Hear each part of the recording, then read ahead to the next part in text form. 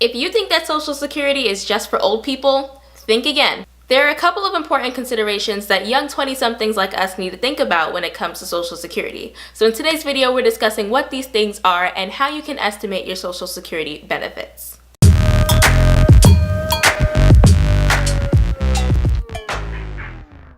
Hey wealth builders, and welcome back to another episode of The Bemused, where we are talking all things personal finance and money for young adults just like myself. So if you're into that kind of thing, I hope that by the end of the video you'll choose to come join the squad by hitting that subscribe button and turning on post notifications by hitting that bell icon so that you never miss when we post a new video. Now let's talk about what the United States Social Security system actually entails, because it's so much more than just retirement benefits, and it doesn't only affect you. As young people, one of our biggest assets is our health, and therefore our earnings potential and opportunities and options. But what would happen if one day, unfortunately, an accident befalls us and we're unable to work? Here's why young people should care about Social Security.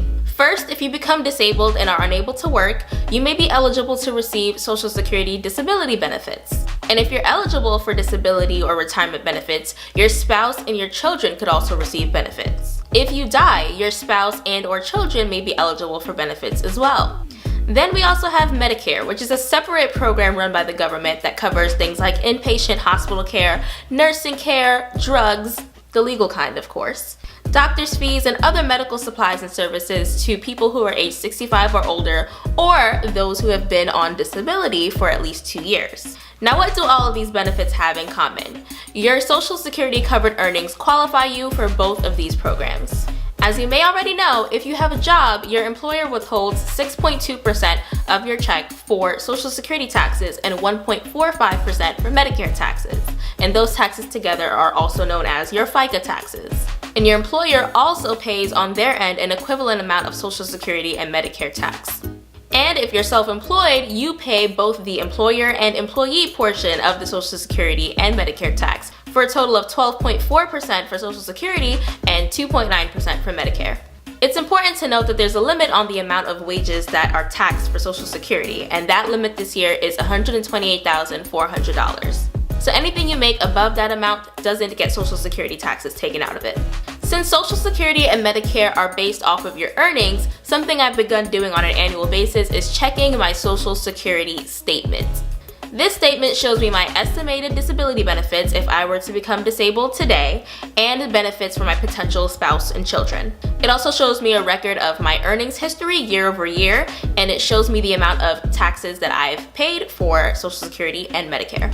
In addition, it shows me how many work credits I have toward becoming qualified for retirement benefits. So let's talk about work credits for a minute. Work credits are the building blocks that the Social Security Administration uses to find out whether you have enough covered work to qualify for different types of Social Security benefits. When you work and pay Social Security taxes, you earn up to a maximum of 4 credits per year. Credits are based on your total wages and or self-employment income for the year.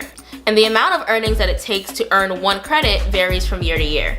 In 2019, you must earn $1,360 to earn 1 Social Security or Medicare work credit. So you need to earn $5,440 to get 4 work credits for that year. In order to qualify for retirement benefits, you need at least 40 work credits, which means it's going to take you at least 10 years to qualify for retirement benefits. The amount of credits needed for disability depends on your age when you become disabled. If you're under 24 like me, you only need 6 work credits, so that's the equivalent of about a year and some change of work. From here, the credit requirement increases gradually with age.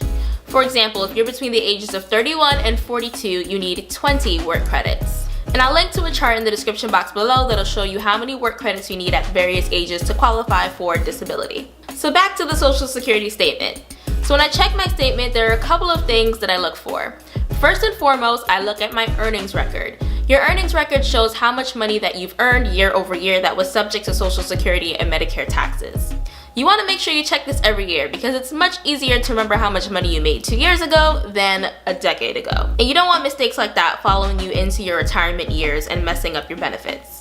Another very important piece of information you'll want to check on your statement is your date of birth. You want to make sure that the Social Security Administration has that right, because I definitely know a few people who, when they've gone to look at their Social Security statement, they realize that their birth date is incorrect, and that will mess with your benefits. So how do you access your Social Security statement?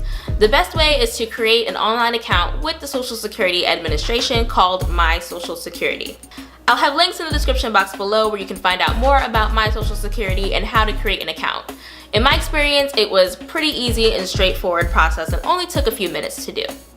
And because we all love to procrastinate, every year once you create your account, the Social Security Administration will send you an email reminding you to check your Social Security statement, which is actually the email that I got recently, which kind of prompted me to remember to make this video.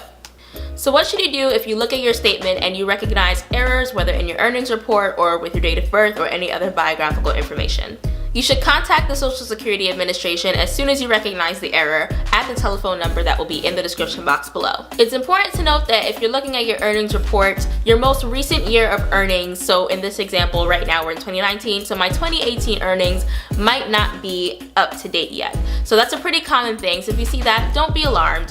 It just takes the Social Security Administration a little bit of time to update things and make sure your earnings are accurate for the prior year. But for any other errors, you definitely want to get in contact with the Social Security Administration as soon as you discover the error. Because remember, that will affect your and possibly your family's benefits in the future. Did you learn something new about Social Security today? Have you ever checked your Social Security statement? Let us know in the comments below. Before you go, don't forget to hit that subscribe button and come join the Wealth Builder Squad. And for more videos just like this one, you can click on any of the videos that are currently popping up on your screen right now so that you can learn even more about personal finance. Thank you so much for watching, and we'll see you guys in the next video.